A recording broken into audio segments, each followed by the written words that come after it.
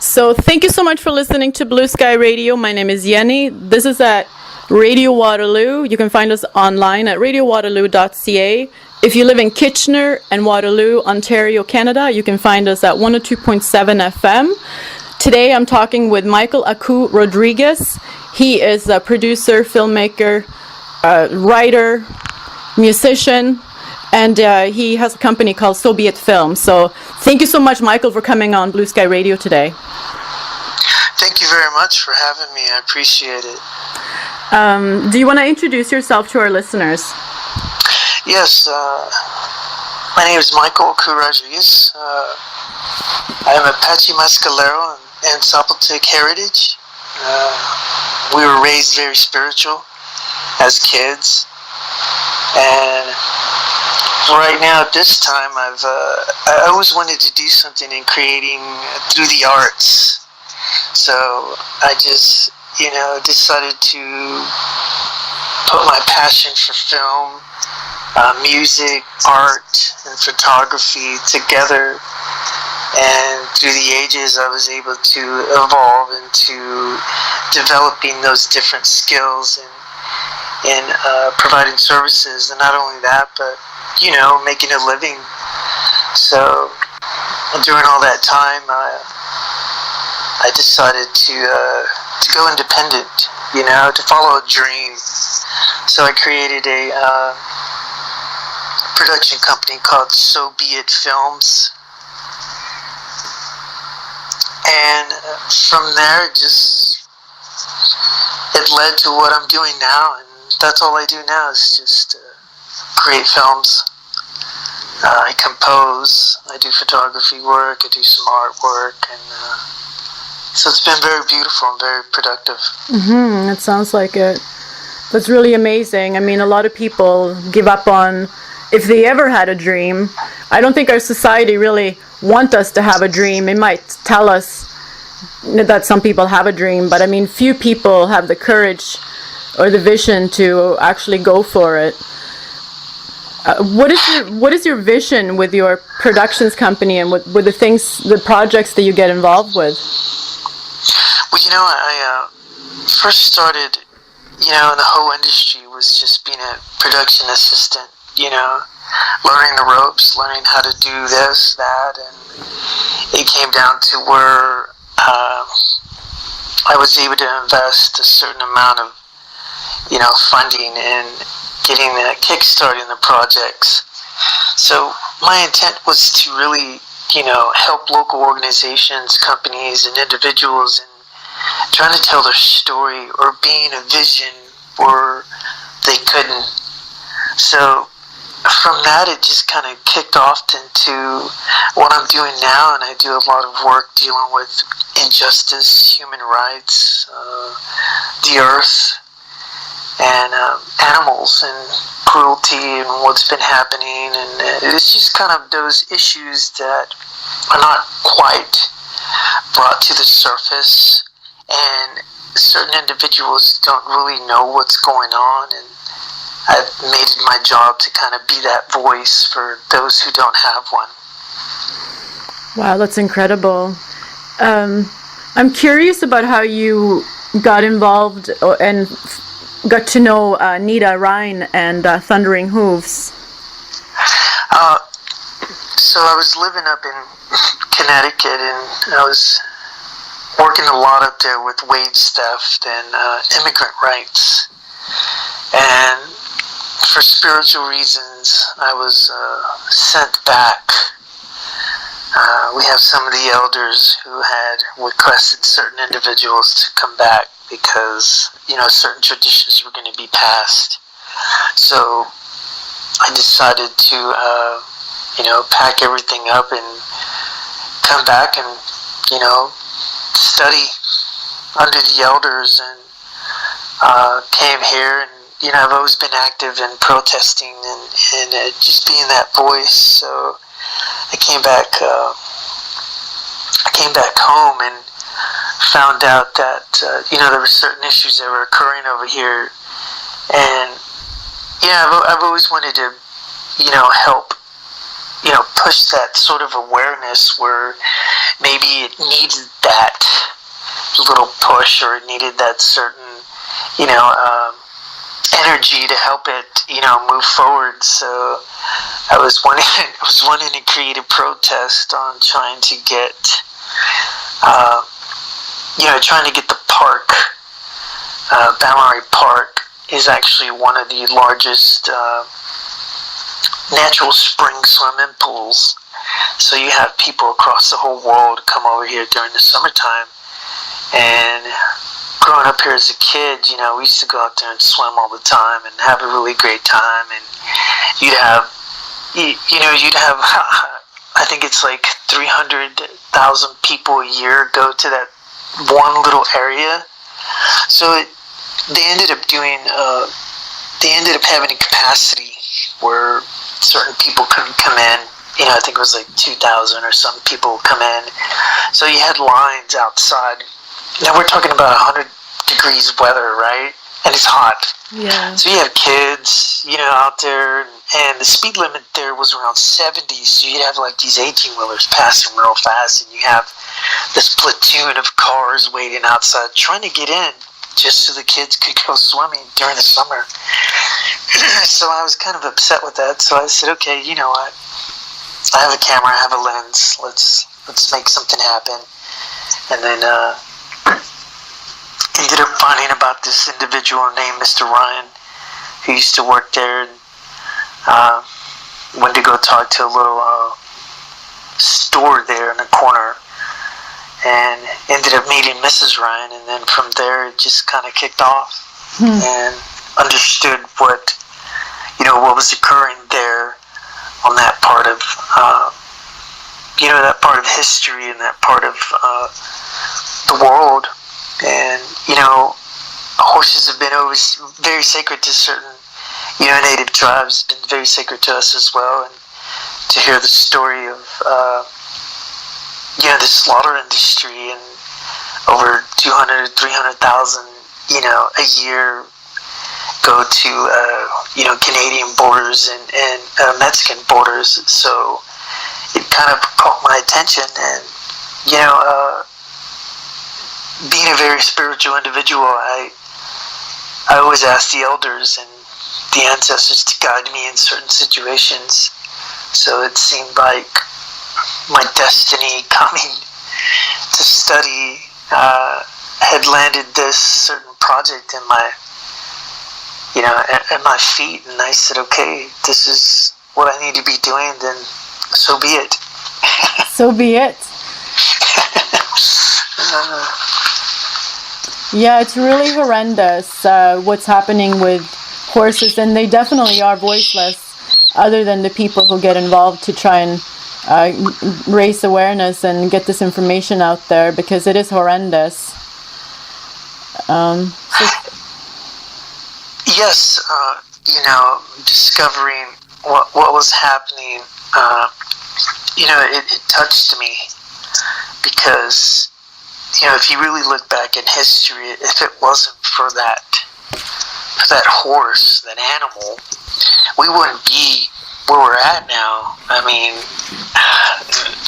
what that horse did to build this country, and in many different ways is astonishing. And for the Iron Horse, I call it the Iron Horse, the car, come in and just totally disregard these horses for everything that they've done was, I don't know, I had to really look at myself and define that one moment where that shift had occurred, and at the same time to find out where they're going now, and then I know certain countries in certain areas of the world, there's different delicacies with different varieties of food, but here in the Americas, we don't eat our horses. I know certain tribes and certain traditions if needed to, out of honor,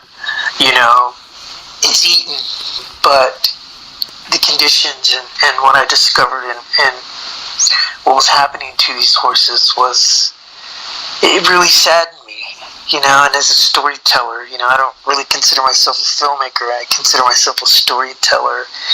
I had to really sit down and really contemplate on, this tragedy that's occurring, and interesting now with society where, it just doesn't seem like there's no honor or respect or even dignity with anyone. It's kind of just a fast-paced society where it's a fast fix, or if it doesn't help, then it's not a part of their consciousness, so to speak. So it was a very interesting medium, and then really trying to tell the story, I think, was another one, because you're dealing with slaughtered horses, you're dealing with trailers, you're dealing with, especially as a filmmaker, you're putting yourself in a position where you don't know how that horse is going to react because of the conditions it's in. Yeah. So I had to take interesting steps in really filming this project because of that same awareness. A lot of them really scared. That's the bottom line. They don't understand what's going on. And one thing I really realized about these beautiful horses is, they do have a conscience. They are fully aware of what's happening. So it was a very interesting project to really help push forward. And, the conditions in Presidio, it's a border town in Mexico, and discovering the conditions that were happening there, the heat, and what was being, presented was a very interesting story, and I think that story needed to be told. And I think, I think holding individuals accountable for actions that they do, I think it's a beautiful tool that, as a storyteller, I have. With that lens, I can create an awareness and help push forward, what is occurring, what is happening, and hold certain individuals accountable for what they have done. And I think with this film, it has done that. And, very interesting thing I did discover too is over 98% of the individuals who are supporting the cause are women, which I thought was very beautiful. And I thought, wow, what a cool accomplishment that, that is happening. But the saddest thing I discovered is that none of them really want to work together. It was more of what I like to call the me, and not the we. Yeah. So it saddened me, but really, really bad, because you had really beautiful individuals that had that potential to really push forward the cause, but yet it was a battle within the cause that, it's a really sad thing. And I've discovered that in a couple of films that I've done where individuals, they don't, it's not working together as a team. It's more of who's got the biggest flag and where's the flag going to be, put. So it's pretty sad. Yeah, a lot of egos. Right. And it doesn't help the cause, because it is such an uphill battle to help these horses, and even the world in general. It's such an uphill battle that if we don't work together, we have less chance of making changes. But correct. And I think with what I do and who I am and what I bring to the table, I am a voice. And I think it's the individuals who take that idea and run with it that's the beginning, that's the Kickstarter of everything, and then where is it going to go, and what's it going to do in order to help that change, move forward. Mm-hmm. And I think that's a beautiful thing with, technology now. 10 years ago, we couldn't do what we're doing now. This whole social media vibe thing, it has a positive and a negative effect in today's society. But at the same time, with films that I've done, there's no way I could have got this film out across the world without this, social media platform. So, very interesting medium there. Yeah, I hear you. Technology is definitely double-edged and everything, but with the positive of being able to connect to each other and get information out there, that's definitely the positive. Yeah.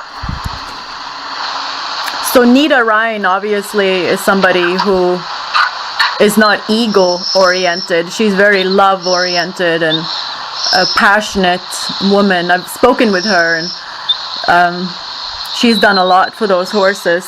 And so you're talking a little bit about the story that you wanted to tell. So what did you find, actually, that's happening? As a storyteller, one thing I discovered is just the conditions, these horses are facing. Some of them are very malnutritioned, abused, sick, very, very sick. And for them to be used for, human consumption, it was very, let's just say, it turned my stomach. That if these other countries only knew where that meat was coming from and what condition that meat was in, I guarantee you'd have a lot of individuals that would probably not want to eat, horse meat. And that was one thing I really discovered in this whole thing is and then what's interesting about the whole thing is that nobody knows where these horses are coming from. No one knows. They're being rounded up in different conditions, different areas, different locations. Nobody has a sheet that's saying, okay, this like a tradition, or cow system we have here, with cattle. At least who, what is, where it's coming from, what it's been fed, what certain things have occurred. And at the same time, even the cattle industry is not a healthy, because they're it's mass production. And how can you feed the mass without providing that sort of chemical balance in order to get that out? So one thing I discovered with the horse industry is it's kind of like a free-for-all. You'll get you a trailer full of horses. Where they come from, it doesn't really matter. Here you go, and all right, we're sent off. And another thing I discovered is that over 30% of the horses, it was called an emergency slaughter, where they were sick, contaminated with pneumonia. Over 30% of them were, and a lot of them couldn't even stand up, and it was considered an emergency slaughter, where you'd get dump trucks, and you'd get these backhoes to come in, they lift them up, and they just throw them inside this machine that does its job. So it was, there's times where I had to turn around and, shed a tear. Yeah. It was that drastic. Oh my God. So it was, it was a very, and with the film, there's been films out there that really express that sort of graphic detail, and I think with this film, there needed to be a different medium in order to help express it, and in writing this film and directing it, I wanted to express more of a happy medium, or somewhere an alternative medium, a holistical sort of concept where the film told a story, but at the same time there was a beautiful, happy ending that not only could we create that awareness for the children, but for the adults and the parents of those children to create that awareness and plant that seed that would help future generations, be aware of what's happening and what's going on.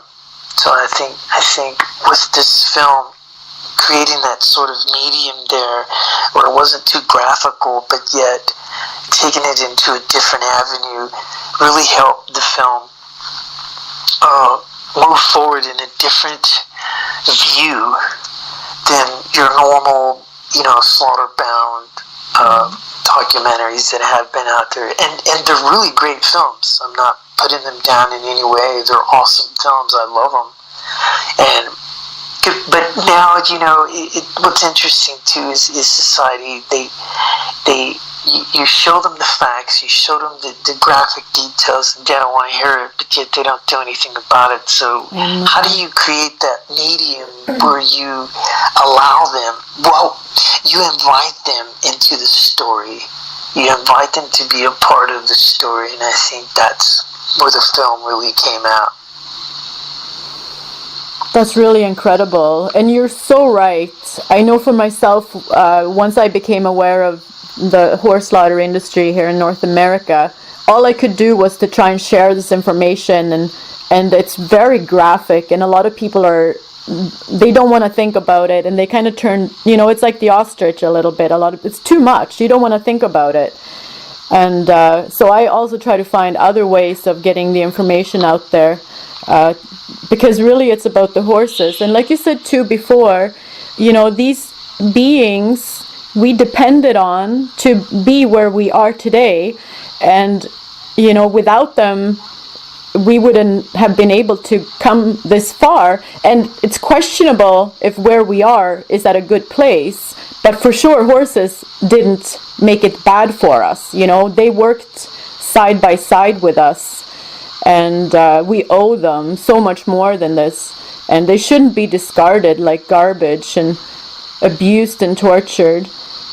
So thank you for your strength. I can't imagine what it would have been like to witness these innocent, beautiful horses en route to slaughter. I can't imagine an emergency slaughter. Like, I haven't even heard of anything like that. So I mean, the information is so necessary to get out there. Yes, and with every documentary I focus on and develop, the storyline. It was very touching, because there's some projects where it really gets you, and to have horses, sacred, and to have this happening, it was like losing touch of a piece of you, and really realizing what exactly these conditions they were facing, and to be able to see it, to understand it, was very moving. And then how do you express that in a way where you don't turn away individuals, but say, hey, listen, this is what's happening, what can we do about it? I think that was the beautifulest key, and using art as a medium in this project, what set the idea in such a beautiful way where it was very inviting, and I think that was a really beautiful key on the film. Mm-hmm. So what has the reception been like for the documentary? It's as any film that I've, directed, produced, and, written, you have that, one thing I discovered with social, media platforms is those who never had a voice now have a voice. And it's kind of a positive and negative, because you can have individuals who've never had a voice. When they have a voice, you get that certain negative, and you get that certain positive when, nowadays in society you can put a person's name and put something of what they did, and nobody knows the truth, but yet they judge it. without even understanding where it come from, what had happened, what the truth is. So with the film, it's been a very positive, but at the same time, it's been a negative, because, you know, the focus on the film was horses. So you have that certain medium of individuals who love horses, and then you have that medium of art. So you have those two mediums together. Now, there's not a lot of people who love art. They don't get it. They think it's a waste of time. They don't understand why that's even possible. So you get that sort of reaction from certain individuals who, you know, don't support certain things, and instead of having an open mind to, you know, cultures, to society, to the world, it's allowed it to not be able to evolve in a way where, you know, we ourselves are kind of stagnated and not allowing ourselves to be open to certain things.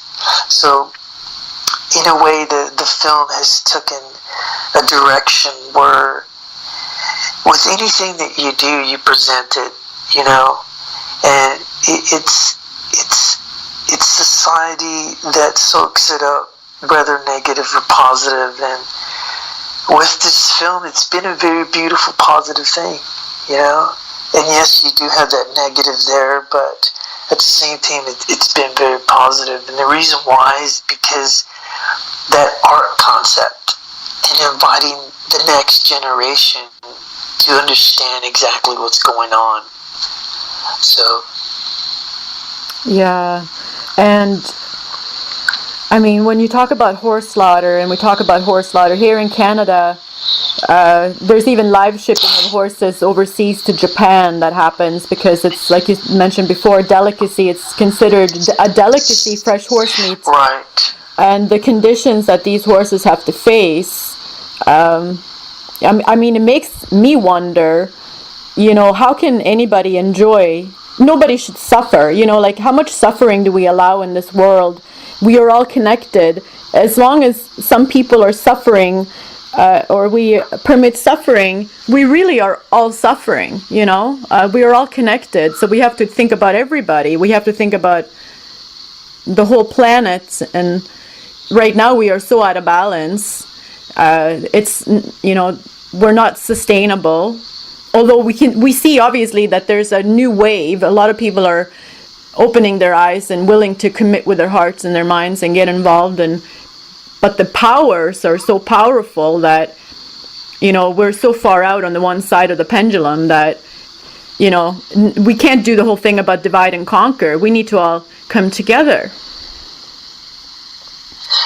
Yes, I agree. You know, with technology, you know, the positive and negative comes in, you know, where, you know, we depended on nature to survive, and we understood nature.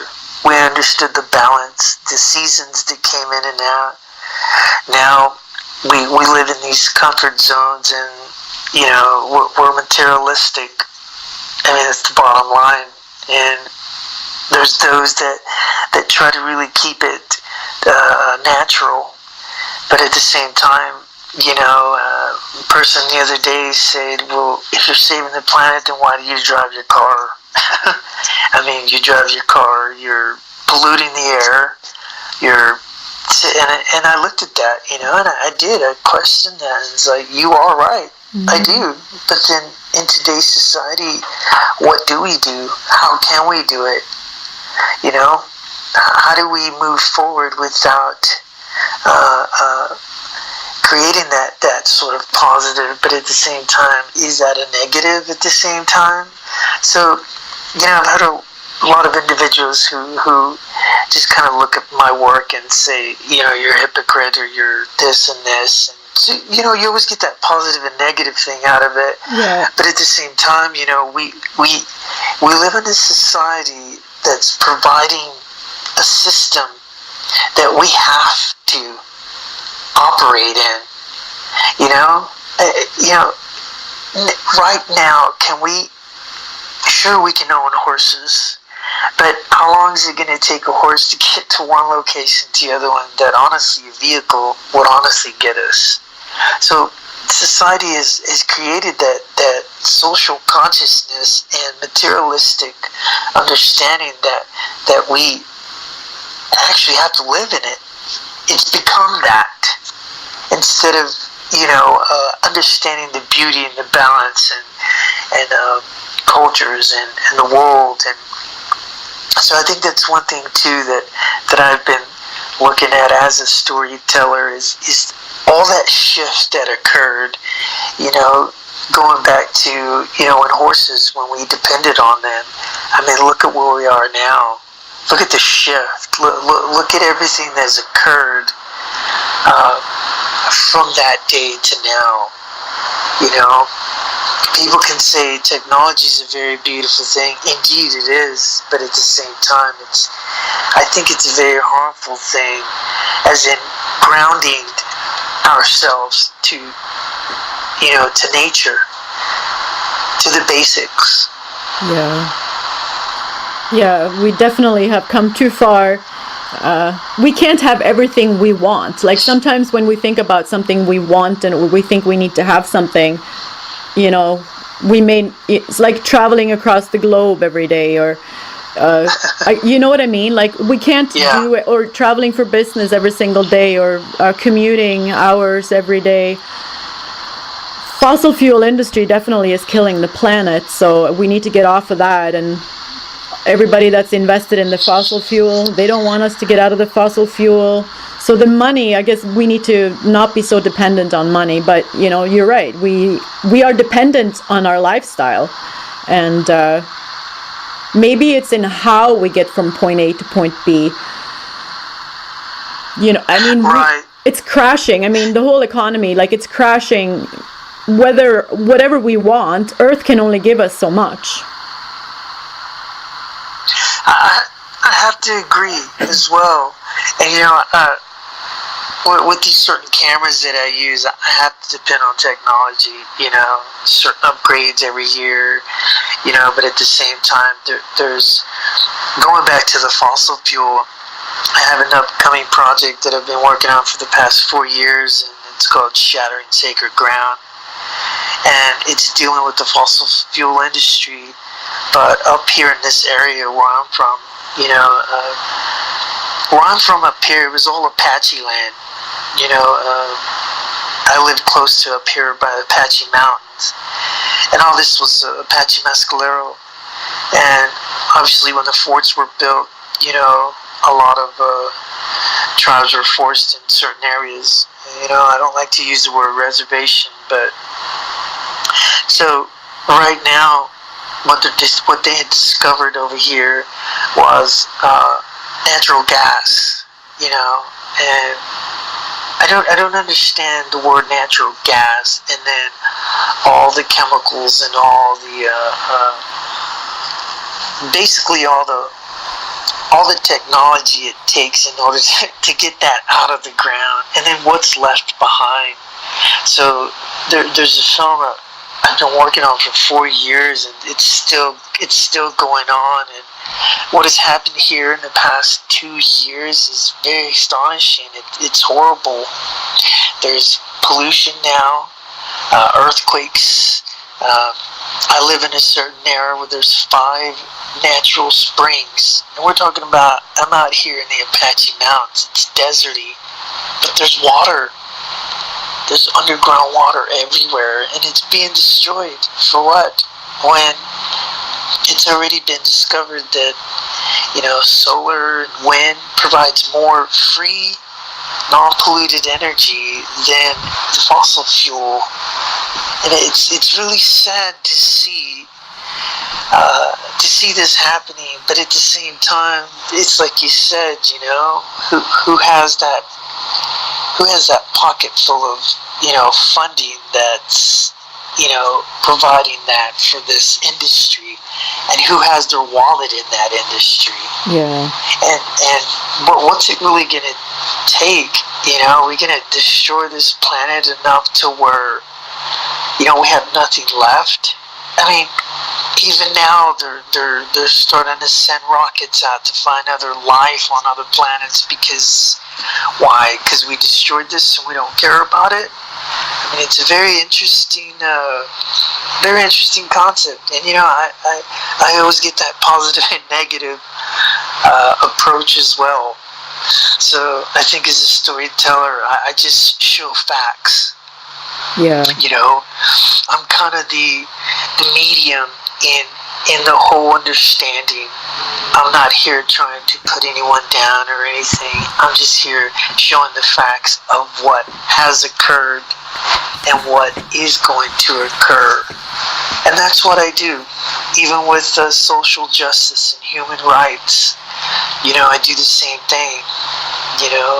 I'm not against, I'm not with, I'm just the medium in there sharing that story, revealing the truth, being an eye where there isn't one. Well, that's really important. And film has an ability to get people's attention, and the thing about people that I find really astonishing is that, when you talk to individuals, most people have a really good heart on them.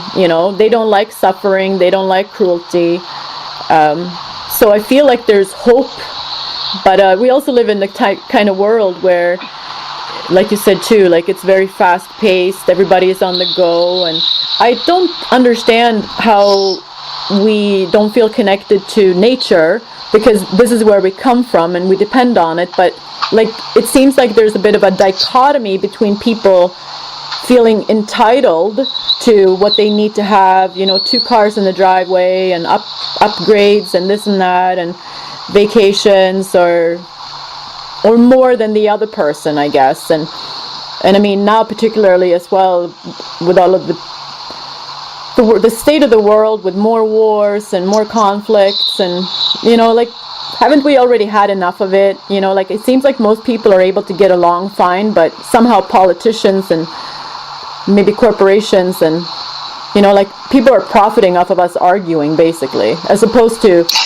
everyday people. We get along. Like, I don't see any neighbors trying, you know what I mean? Like, we're simple people. Most people just think about their kids and think about their community, and we're not evil, but we just can't be allowed to.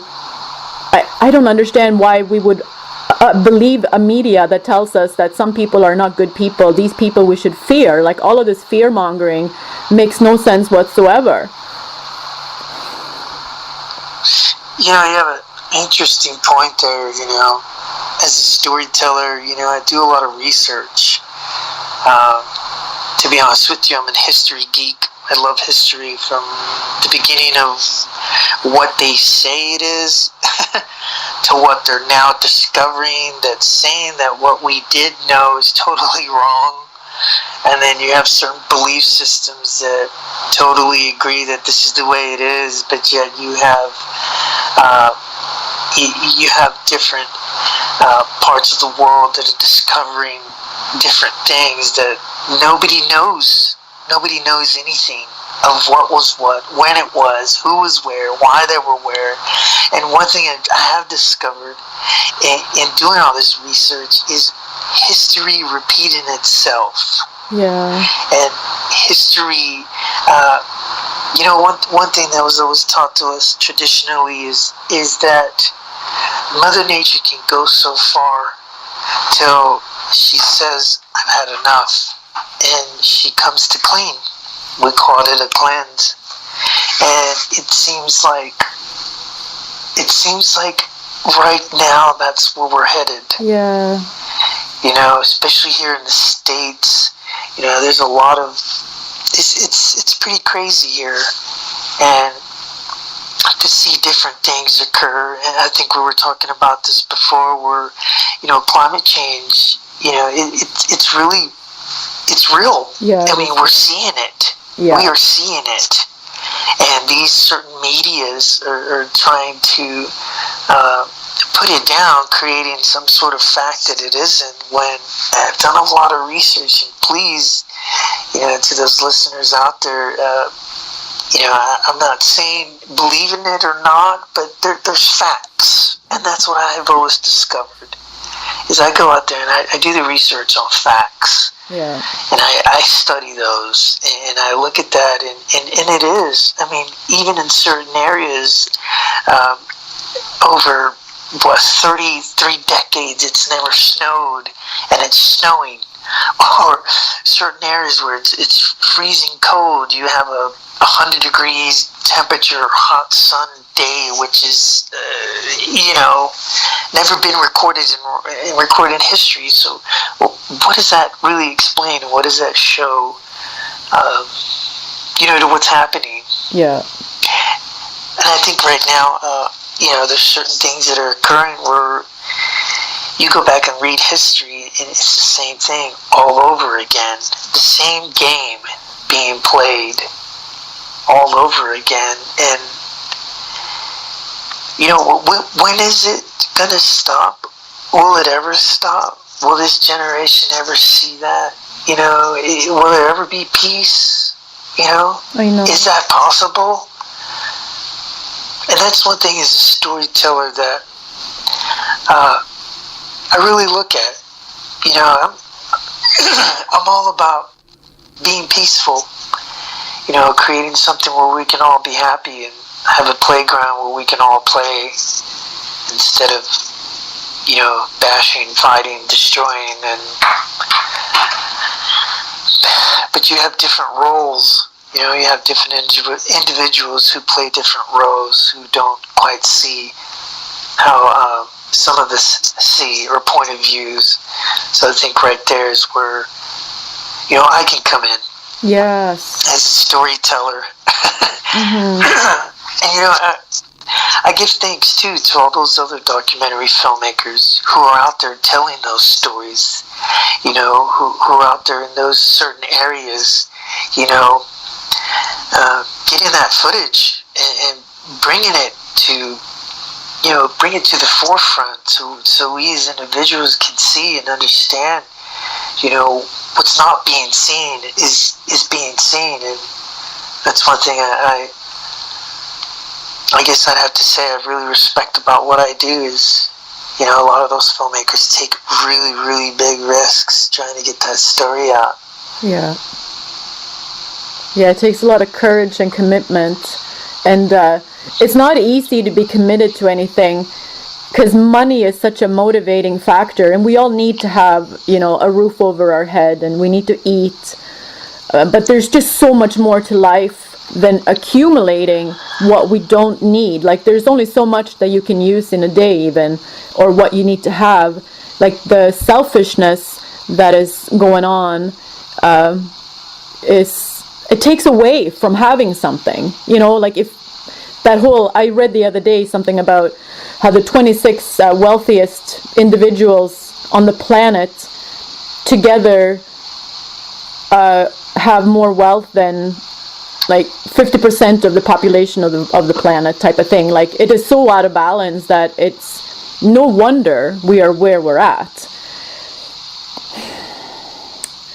Yeah, that's an interesting point you do, and if you go look at history, you can see where those certain mediums start coming to play, where for instance, Rome, one of the biggest empires, got sacked by a bunch of peasants. I mean, seriously, what does that tell you? Yeah. I mean, how beautiful. I mean, to think that all is lost when a couple of peasants come in and take over the biggest empire ever. What does that tell you? That's such an interesting point. I mean, it does say, it's kind of a little bit like the French Revolution also. I remember reading about the French Revolution and how, crops were failing year after year, and yet the king is eating, and they live in affluence still, and people are starving. But how many times do we have to get to that point before we realize that what you have and what I have, and it matters more that we have community and that your children are eating and my children are eating, and that our neighbors are okay. You know what I mean? Like, community has to apply to everyone. I'm not better than you. You're not better than me. If you come from this country or that country, like, we've come up with all of these countries to begin with. We all come from Earth. This is our home. So yes, and one thing too, is here in the States, it's there's one thing. I'm working with another film. It's called Injustice in Heaven. This film is based on just immigrant rights, and who really is an immigrant here in the States? You really go back and you read history, you gotta understand that everyone here is immigrants.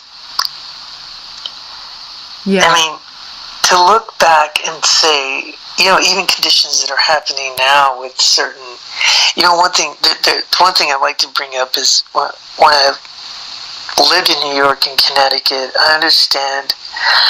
It was very interesting because I talked a lot about different Jewish individuals, Irish, French, and back in the day it was Jews. It became Irish, and then it was French, and then Italians, and then now it's the Hispanic race who is in line who's being ridiculed for being immigrants. When, if you look at history as well, this whole entire United States and Mexico was basically one. And I was looking at old maps and found out that Mexico was actually all the way up to Canada. So, very interesting point. And then you have the Spaniards who came in and did their little story there too as well, which, I think the whole immigrant thing, I mean, why? When individuals come here to do something better for themselves, sure, you get certain individuals who see certain different points of view, but this is basically a society now where everybody is everybody. I mean, they did the statistics on cultures, and you have so many different cultures blending with other cultures where everybody is everybody now. I mean, DNA is being tested on a lot of different individuals, even a bunch of native tribes, where they're finding that there's different other cultures involved. And this whole immigrant concept is, I don't know, I think it's a foolish name and a foolish game that someone, tried to create a flag and say, okay, here, this is me, and this is what we're doing. And with this film, Injustice in Heaven, I'm looking on only facts, educate, basically, and helping to educate who is who, what is what, and what is the term immigrant. Yeah, exactly. Well, it seems like rulers are allowed to make the definition of who is the right one and who is the wrong one, basically. And people go where they need to. I mean, if a country goes and invades another country, chances are those people are going to want to get out of there, some of them. So if we can create peace, then a lot of people would probably stay where they come from, But I mean, borders, we've created the borders too. I mean, that's something that, men came up with.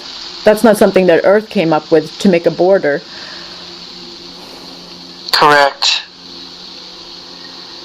Separation, the whole, back to history, the whole divide and conquer concept. Yeah. You bring a whole entire culture together, they'll rule the world. But if you keep them separated, ignorant, divided, they're easy to conquer, easy to manipulate. And, that's been proven. That's been proven with the native tribes. A lot of the native tribes here, even our culture, they did studies on how to manipulate, how to conquer and separate. And they learned, these tyrants learned how to control the system and how to put the system in play from ruling and conquering other cultures. Yeah. I mean, this is really European-based concepts, and a lot of that is in that film as well, where it's a lot of European-based manipulation, belief systems that were created in certain areas and places in order to, conquer. Yeah. And they've done I have to give it to them, they've done a really good job. I mean, that might sound very negative, but I have to give it to them. That's pretty good. I know, it's really sad, actually, and right, it is. And I mean, those are the real criminals there that would harm other people and kill them and have all of these ideas of conquering, and those are the real criminals. And right, and yet they'll never see that day in court, right? One thing that's always been spiritual to our traditions is that we keep strong as a culture, and no matter what comes to us, we stand on our own 2 feet with our honor and with our spirit and with those that are guarding us, and we stand strong in who we are as a spirit, an individual, a person, and what we believe in and what we've always understood. And that strength, to me, is rooted in this earth, and we as different cultures and as native people, we stay strong to that and keep that alive for other generations to come, and let them learn from what has been taught, what has happened, and what is coming. And when will that day come where we can let all the past go, and that we can finally live, all of us, in just harmony, in just some state of just being. So that's one thing I've always, as a storyteller, filmmaker, photographer, even composer, during my musician times, I wanted to change the world by creating music. Then when I finally found out what the world was really about, it was a little upsetting. But at the same time, I, wanted to help make that push, to shift. Yeah. Well, it makes a difference. People can make a difference. They always say, oh, one person can't make any changes, or they say, oh, it's always been like that. But that's just another way of divide and conquer. Correct. And you're exactly right. And I think that's where film, video, I think that's where that can come in and really tell the story. Mm-hmm. Where you show facts, you show different discoveries. There might come a film that explains a certain story, and in a couple of years, they discovered something totally different that doesn't contradict that one project, but it helps develop the story from it. And I think right now, because of these mediums that are coming out, it's allowing different cultures with their story to come out and tell that story. Not what history, or not what the tyrants tried to do in contradicting the story, but them coming out with their story and sharing their story because I've seen a lot of very beautiful documentaries come out with a bunch of different cultures and their truth and their history from their historians, not historians from other individuals or scholars from other different areas trying to tell a culture story of what they discovered, but the historians of that culture telling their story. Exactly. Right. Scientific proof, archaeological proof that they discovered as their culture. So I think it's a very beautiful thing. And at the same time, you look at everything where, there was a film I was working on. I can't really say his name, but he was one of the founders for Fox News, and we did a short film on him. And this is very interesting. But he actually resigned, totally stepped away, and he wrote a book. I can't really go into the book, but what he discovered was government controlling the news. And obviously, a lot of us already understand that, I call it the 3 M's. Media, money, and military. Yeah. Those 3 M's basically, conquer. You can conquer an entire world with that whole entire medium. Well, it becomes propaganda, right? But people don't even understand that what they're watching is propaganda. It's a very, like you say, successful miseducation and misinformation that has been going on. But we have to follow our hearts and our minds. I think people have to be in a lot of denial to be able to make themselves believe that either that I have more than you, and it must be because I'm better, and you didn't work as hard, or impoverished people are blamed for being poor, as opposed to looking at what was taken from them and how difficult it is once you have fallen to get back up on your feet, and what kind of world we live in. Having a heart means a lot more than all the money in the world. And I think a lot of people are coming to that point because, the activism levels are, nowadays, I'm old enough to have grown up, well, actually, I grew up during the Cold War era, and so, but now it's many years later, and I feel like there's a lot more, there's protests and people are socially conscious, but at the same time, there's that whole power dichotomy, and it's still working. So, but I guess with your film, you're able to put out messages that it's that kind of subliminal sometimes too. When you're watching something, you can take in information and learn something while you have your guard down in a way. Yes, very interesting point. A lot of films that I do in storytelling is always keep an open mind. I look at life as discovering, learning, knowledge, information. Now, nobody tells me that I have to believe in it, and I don't have to believe in anything that I don't want to.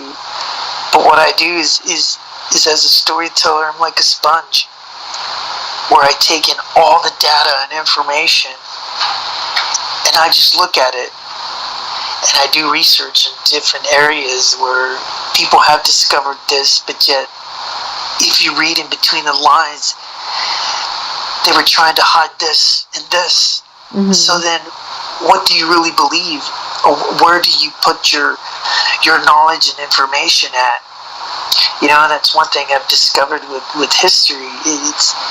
It's always been a hush-hush kind of thing. Well, no, we won't tell them that, but we'll tell them this. And as a storyteller, it's a beautiful opportunity to express both of those mediums and let the viewer make the choice on what they see, feel, and understand is a truth, and allow the world, allow society, and allow history to come back and prove itself. That was Michael Aku Rodriguez. You can hear the full interview on radiowaterloo.ca website as well as on YouTube. Search for Blue Sky Radio interview with Soviet Films.